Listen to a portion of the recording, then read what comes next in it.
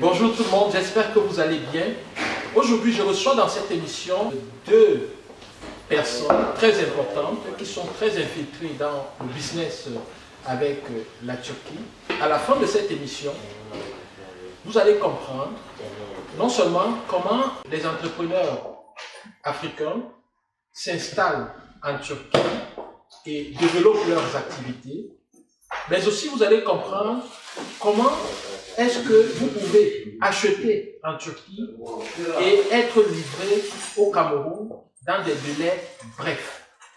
C'est de ça qu'il est question dans cette émission et les invités sont des personnes qui ont une expérience avérée dans le domaine et ils pourront vous éclairer et vous en dire plus.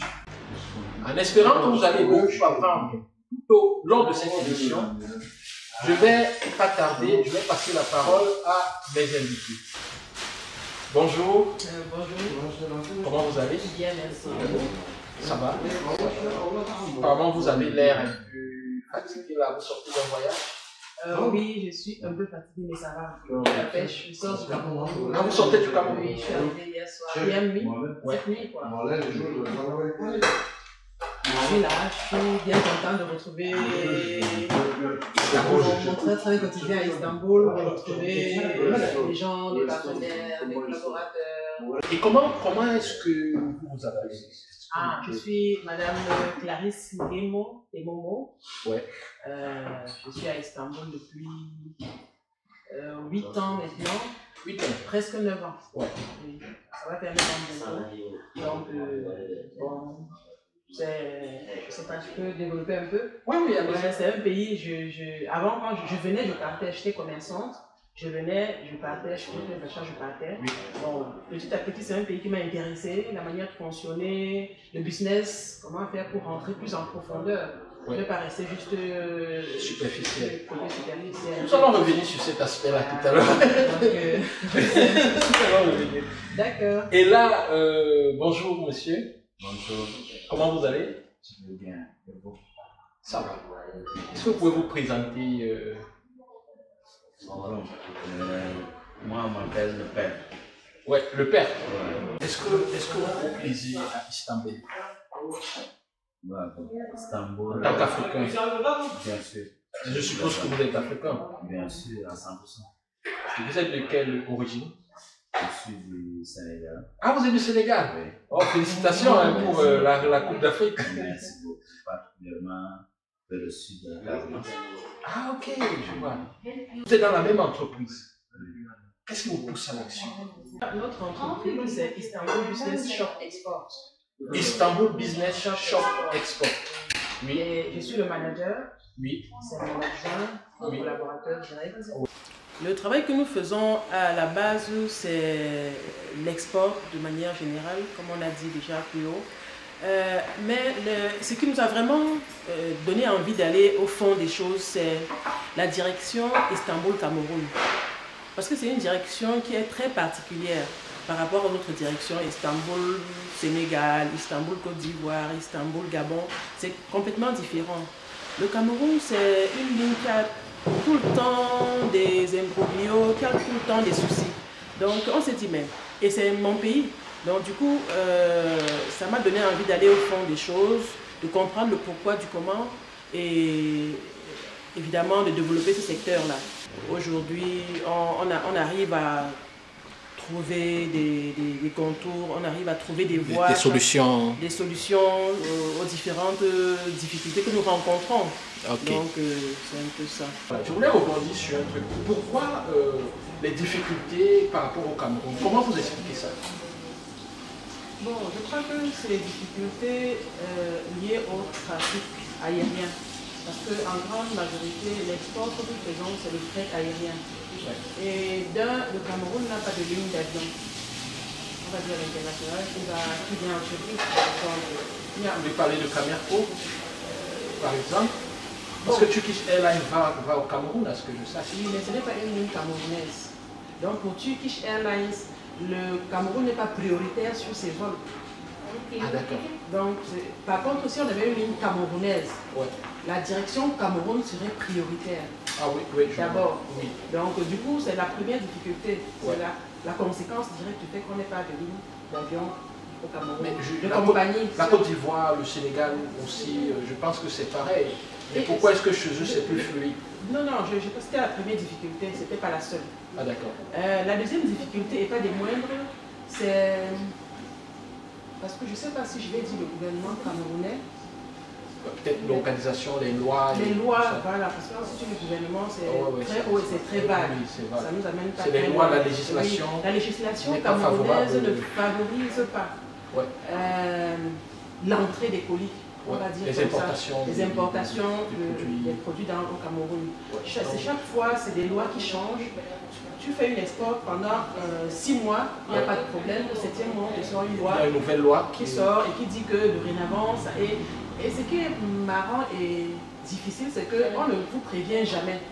Ah d'accord, c'est comme une stratégie de piège. De piège, de chaque fois de te couper l'herbe sous les pieds. Parce que normalement, on est des partenaires avec, on va dire, les ADC, oui, les aéroports de Cameroun. Bien sûr, même avec les douanes. Oui, avec les douanes camerounaises. Si ça ne bouge pas, qu'est-ce qui va rentrer? Voilà. Les taxes vont rentrer par là. On paye beaucoup de taxes à notre pays pour ça. Oui. Et ils devraient quand même nous respecter un peu. Pas qu'un peu, nous respecter sérieusement. Parce que normalement, quand une loi a changé, vous informez vos partenaires. À partir de telle date, voilà comment vous allez vous comporter, voilà ce qui va changer, voilà les taxes qui vont augmenter, voilà ci, voilà ça. Alors on ne vous dit rien. J'ai de la marchandise qui arrive ce vendredi, je la reçois normalement comme d'habitude. Mais celle qui arrive lundi, on la saisit. Pourquoi? Parce qu'il manque ci, ça. Mais comment ça qu'il manque ci, ça? Ah mais non madame, ça a changé entre temps, voilà la nouvelle loi. Tranquille. Et après, il faut que tu t'arrimes, il faut que tu cherches. Entre-temps, par exemple, parce que généralement, ça ne change pas du haut vers le bas, ça change du bas vers le haut. Donc, je parle en termes de tarifs. Donc, du coup, tu as fait une tarification. Non, non, il faut remonter. Tu as fait une tarification à tes clients au départ d'Istanbul en tenant compte du tarif habituel. Entre-temps, ça a changé, tu n'es pas informé. Toi, un acteur principal de l'économie camerounaise. Alors, comment, quand on vient, on te met devant le fait accompli? Tu ne vas pas leur laisser tes colis, il faut que tu les enlèves malgré tout. Ton client attend, il ne va pas attendre indéfiniment. Donc, du coup, après, tu dis au client, non, ça a changé. Est-ce que c'est professionnel? Est-ce que c'est sérieux? Le client va mettre tout ça. Oui, il va te dire, mais votre entreprise n'est pas sérieuse. Vous ne pouvez pas donner un prix au départ et à l'arrivée, vous changez le prix. Donc, voilà l'autre difficulté qui n'est pas. Qui complique la destination Cameroun. Vraiment, c'est le gros complique votre travail. Voilà, donc c'est ça. Voilà, je comprends. Est-ce que vous avez les mêmes difficultés du côté du Sénégal? Non, c'est différent quand même. C'est différent? Oui, c'est différent quand même. Parce que là, actuellement, comme par exemple, les Sénégalais sont organisés. Faire une association des cargos. Donc, chaque cargo qui est là envoie au même prix. Et on envoie au même jour. Tout le monde apporte ses colis. C'est le même avion qui envoie. Waouh! Donc il n'y a pas que l'autre qui arrive, l'autre qui n'est pas encore arrivé. Soit c'est tout qui arrive, soit rien n'arrive. Mais pourquoi est-ce que du côté du Cameroun, vous ne pouvez pas faire une telle organisation comme vous le faites au Sénégal? Parce que c'est la même entreprise. C'est la même entreprise, donc, mais dans un pays, il y a une autre façon de fonctionner, et dans l'autre, vous avez... Pourquoi est-ce que vous ne pouvez pas faire, c'est-à-dire que conseiller aux collègues camerounais de faire pareil, de faciliter les choses, parce que vous vivez quand même la même expérience. On vit la même expérience, on vit les mêmes difficultés. Bon, non, pour le Sénégal, c'est pas les mêmes difficultés. Pour le Cameroun, les cargoristes camerounais, on va dire ça comme ça, on a les mêmes difficultés, on a les mêmes problèmes. Mais on n'a pas la même vision. Donc, on a beau vouloir dire que allons-y ensemble, faisons ensemble.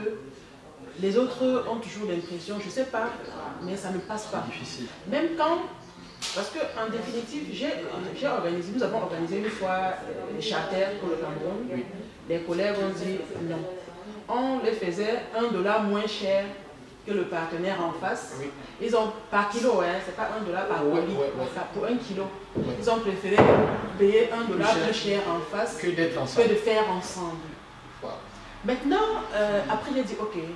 Si c'est peut-être parce que c'est nous que ça vous dérange, faites, j'adhère. Ouais. Tu comprends? Mais au moins qu'on soit ensemble. Qu'on le fasse ensemble et que ça nous facilite les choses. Ça n'a toujours pas donné? Non, ça n'a pas donné. Ça n'a pas donné, pourquoi? Parce que quand c'est eux qui ont fait, ils ont privilégié leurs colis à ceux des autres. Donc c'était pas logique, quoi. Voilà. Parce que normalement, si on a déposé les colis et on voit que la capacité des colis est supérieure à la capacité de l'avion qui va porter. Ouais, on prend un pourcentage de chacun. Un pourcentage de chacun, voilà, exactement. Ça. Et puis le reste, ça attend la prochaine fois. Et tout le monde est content. Voilà. Mais non, ceux qui étaient là, au final, au bout de la ligne, ont privilégié leurs colis à eux et ont laissé les colis de certaines personnes. Et à l'arrivée, pour dire, non, nos colis sont arrivés, hein, les clients, vous voyez, nous on travaille. Les autres, ils ne travaillent pas. Donc vraiment, comment continuer avec cet esprit-là. Donc du coup, ceux dont les colis ne sont pas partis sont frustrés. Pourquoi leur faire confiance à la prochaine fois? Pourquoi leur dire venez encore, on fait ensemble? Ça a cassé la dynamique. Ça a cassé la dynamique. Ça a cassé la dynamique. Donc, c'est ça. Bon, je pense qu'on pourra voir comment amener à travailler ensemble, parce que de toutes les façons, l'union fait toujours la force. On espère. Parce que là, il ne faut pas qu'on reste à se dire que si on t'explique le Cameroun.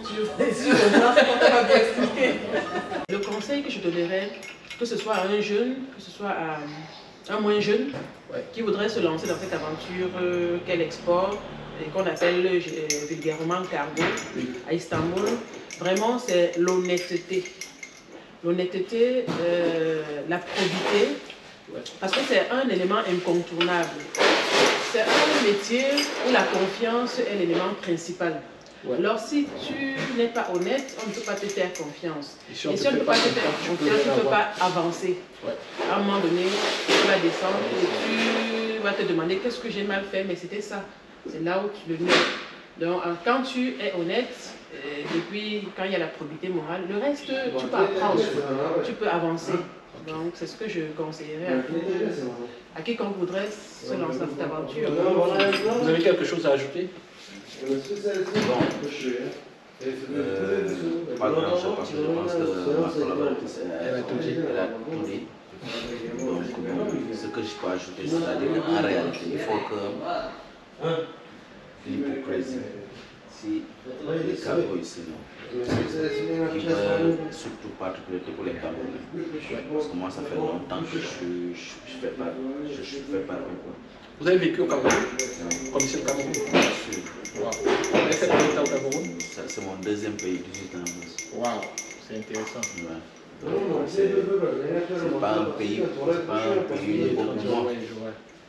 Ouais, un peu. Donc ce qui veut dire que ici, pour que le cargo ou les cargos développent, en particulier ceux qui parlent de le cargo, il faut qu'ils soient unis.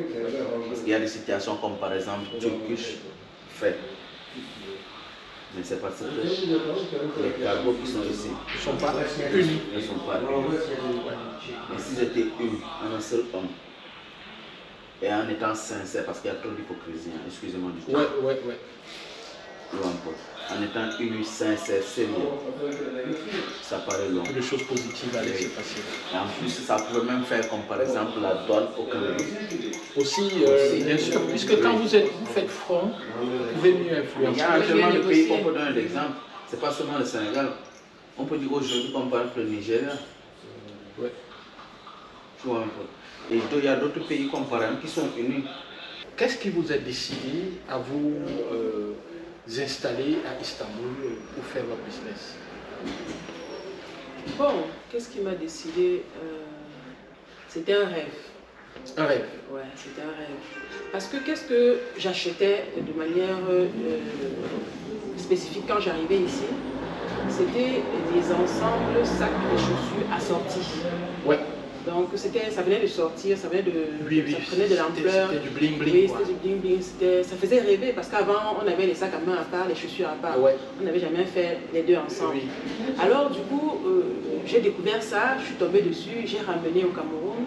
Les gens ont beaucoup apprécié. Mais bon, quand tu le trouves déjà fait, déjà fini, ce n'est pas au même prix que quand tu le fais fabriquer.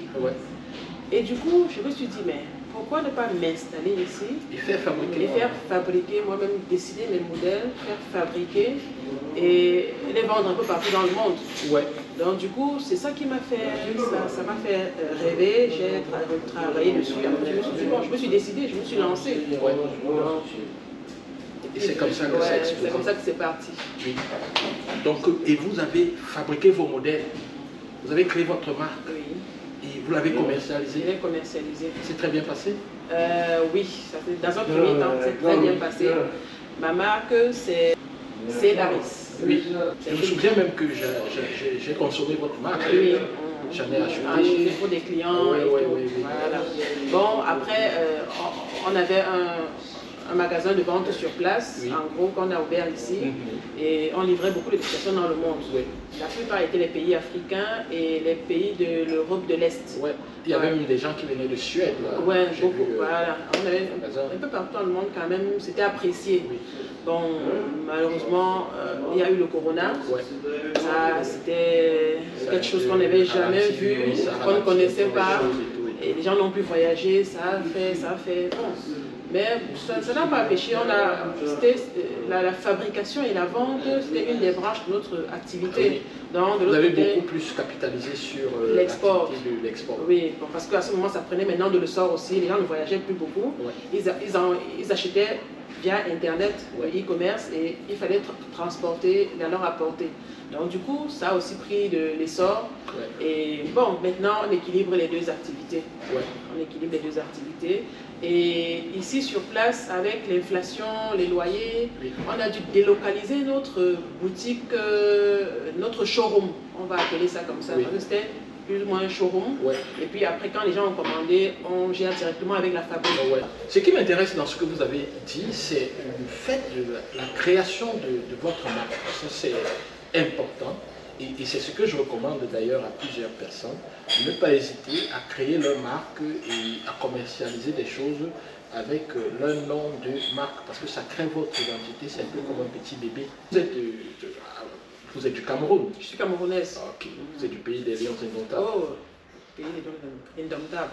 Vous avez vécu là-bas pendant la CAN? Oui, j'y étais pendant la CAN, mais c'était une ambiance super. Ah bon? Pour les gens qui n'y ont pas été, vraiment, je dis, ils ont raté un pan de l'histoire. De l'histoire du Cameroun? De l'Afrique. L'histoire de l'Afrique. Oui, c'était une aventure merveilleuse. Ce n'est pas parce qu'on n'est pas allé jusqu'à la coupe que ça en fait quelque chose, ça n'amoindrit en rien. C'était la magie. Oui, le Cameroun a fait quelque chose d'extraordinaire. Ouais. Ça a organisé cette CAN. On n'y a pas cru, même nous les Camerounais, on n'y a pas trop cru. Ouais. Mais quand ça a commencé, on a compris que le Cameroun restait le Cameroun. Et l'enthousiasme des autres pays était encore étonnant. Et puis du coup, tu te dis, mais comment celui-là est plus content que moi dans mon pays? Ouais. Alors tu deviens content. Pour le dépasser en joie. Tu es content, il ne peut pas venir te dépasser dans ton pays avec la joie. Non, mais c'était une aventure merveilleuse. C'est vrai, il y a eu quelques petits soucis, ça arrive partout. Ouais. Le stade Olembe qui a eu des petits soucis, mais c'est inhérent à toute œuvre humaine. Donc ça n'amoindrit en rien la valeur de cette organisation. Vous avez vu Mola danser? Mola? La mascotte. Ah d'accord, oui, je l'ai vu. J'ai vu plein de choses, j'ai vu... Vous avez vu Mola en face? Non, pas en face. C'est pas à la télé? Non, au stade de loin. Ouais. Oui, j'ai fait au stade 2 fois. Okay. Oui, d'assez loin. Vous avez vu Mola danser? Oui, je l'ai vu danser. Je peux vous faire une révélation? Oui. Est-ce que vous savez que c'est ENG Consulting qui a supervisé la fabrication de Mola? J'ai vu ça sur Facebook, sur votre page Facebook, oui. C'est vrai que maintenant, sur le coup, après au Cameroun, je n'ai pas fait le lien. Du coup, mais maintenant, c'est vrai. J'ai lu ça. Supervisé la fabrication de Mola. J'ai été l'une des premières personnes qui a porté Mola parce qu'il fallait mesurer. Oui, comprends. Mais ça fait plaisir de voir que vous avez participé à quelque chose. Ça fait plaisir. Oui, ça fait plaisir. Je suis fier d'avoir contribué à cette aventure. Et bon, voilà, vous êtes installé à Istanbul. En quoi consiste, maintenant vous en avez déjà parlé, mais de manière concrète, en quoi consiste votre activité au quotidien? Qu'est-ce que vous faites de A à Z? À Z. De manière brève. De A à Z de manière brève, ça va être compliqué. Voilà, je vais vous aider avec des questions pour vous orienter. Je suis au Cameroun, je suis au Sénégal. J'achète ces fauteuils en Turquie. Comment est-ce que vous m'aidez à les avoir? D'accord. Vous achetez vos fauteuils à Istanbul. Ouais. Vous avez besoin de les avoir au Cameroun, au Sénégal, n'importe où. Ouais. Alors, nous les faisons livrer déjà. Oui. Si c'est les fauteuils, par exemple, à nos entrepôts, parce que ça a du volume, on ne peut pas les livrer à notre bureau. On les livre à nos entrepôts, on réceptionne, on programme. Et là, à ce moment, on parle du fret maritime. Oui. Parce qu'on fait tout ce qui est fret, tout ce qui est export. Ouais. Donc ça ne va pas prendre l'avion? Non, ça ne va pas prendre l'avion. C'est assez costaud. Mais ça peut prendre l'avion. Dans l'avion, je peux même m'asseoir dessus en voyageant avec mes fauteuils. Non, mais pas dans la soute. Parce que ça va aller en soute si ça prend l'avion. Ça peut prendre l'avion, mais vous allez payer le prix fort. Ah ouais. Oui, vous allez payer très cher. Ça ne sera pas rentable. Oui, ça vous revient si ce n'est pas pour quelque chose de vraiment très urgent et que la valeur même marchande de ces fauteuils soit quand même assez cher pour justifier que vous dépensiez autant d'argent en transport, on ne vous conseille pas. On peut transporter dans l'avion, mais on ne vous le conseille pas. Parce que c'est déconseillé, le client il perd. Donc, parce que ça va vous prendre à la fois le prix du volume et multiplié par le poids. Donc la valeur peut-être x2 ou x3 de ce que vous aurez payé, même pour un autre type de marchandise en fret aérien. Alors qu'en fret maritime, le prix est très abordable et vous n'attendez que 45 jours. Et quand ça arrive au Cameroun, quand vous avez pris ici, on a mis dans les dépôts, ça arrive au Cameroun. Quand ça arrive au Cameroun, c'est nous qui nous... Parce que ça dépend maintenant. Si c'est un conteneur entier que vous avez pris, si votre marchandise prend un conteneur entier de 40, de 20 pieds, il n'y a pas de souci, ça dépend de vous. Pour l'instant, on s'occupe de tout ce qui est douane sortie, toute paperasserie et transport jusqu'au port de Douala. Maintenant, si vous voulez que nous nous occupions aussi du transit, des formalités de douane et autres, on le fait pour vous. Sinon, vous pouvez avoir un douanier, vous prenez le relais, vous faites votre dédouanement et tout, vous réceptionnez votre marchandise, il n'y a pas de souci. Bon, maintenant, c'est un groupage. Si vous avez peut-être mis une marchandise de 5 mètres cubes dans notre conteneur, évidemment, vous n'allez pas dédouaner notre conteneur. Donc, à l'arrivée, on le dédouane, on vous signale que c'est là, et vous venez réceptionner au port de Douala, bon, pas au port de Douala, à nos entrepôts, à Douala. Voilà. Maintenant, si vous n'êtes pas à Douala, vous êtes à Yaoundé ou dans une autre ville, on s'entend, vous expédiez votre marchandise. Donc, il n'y a pas de souci. Quel que soit le lieu où vous trouvez votre marchandise, il vient jusqu'à vous. L'un de nos leitmotivs, c'est rapidité, fiabilité, honnêteté. Honnêteté. D'accord, on va dire ça. Donc, bon, ce que nous disons, nous faisons. Voilà, on va dire comme ça. Voilà, les clients prennent dans vos entrepôts et quelles que soient les villes, vous le faites. Je voudrais savoir, est-ce que pour le Sénégal, vous faites pareil ou pour les autres pays d'Afrique? Non, c'est pareil. C'est le même système. C'est le même système, sauf par rapport au prix. Que le prix est différent, mais c'est normal parce que c'est deux pays différents. Les frais de douane seront différents et ça va aussi affecter le prix. Surtout le fait, comme par exemple les Sénégalais qui sont ici en Turquie, ils sont mis sur un seul voie. Voilà, ça facilite beaucoup de choses. Donc si aujourd'hui que tout cargo qui fait partie de cette association doit faire cette prix. Il n'y a pas quelqu'un qui va faire moins ou plus. Voilà. C'est le prix. D'accord. Ok. Bon, quelle est votre journée type? C'est-à-dire quand vous vous réveillez le matin, vous ouvrez les bureaux de 8h jusqu'à 20h. De 9h à 20h. De 9h à 20h. Qu'est-ce que vous faites?